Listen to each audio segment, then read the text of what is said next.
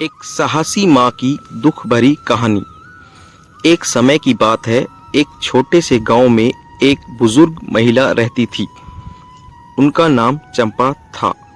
चंपा बहुत ही दयालु और साहसी थी। वह बहुत गरीब थी, लेकिन उसकी गरीबी उसके स्नेह और दया को कभी कम नहीं कर सकी। चंपा का एक ही बेटा था, जिसका नाम राजू था। राजू शहर में नौकरी करता था और अपनी माँ से बहुत प्यार करता था।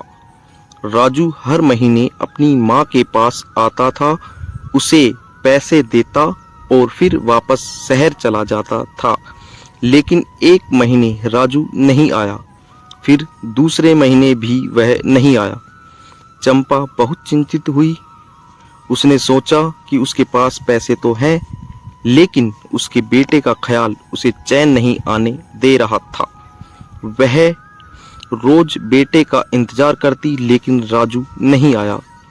अंततः चंपा ने फैसला किया कि वह शहर जाएगी और अपने बेटे का पता लगाएगी।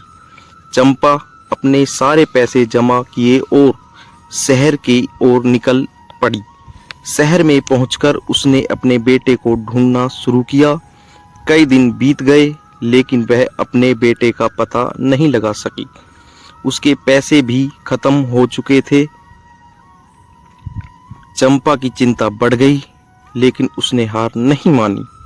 एक दिन वह एक दुकान के सामने बैठकर रो रही थी। दुकानदार ने उसे देखा और उसके दुख का कारण पूछा। चंपा ने अपनी सारी कहानी सुनाई। दुकानदार ने उसे उसके बेटे के बारे में बताया। राजू ने एक हादसे में अपनी जान गंवाई थी। चंपा यह सुनकर टूट गई।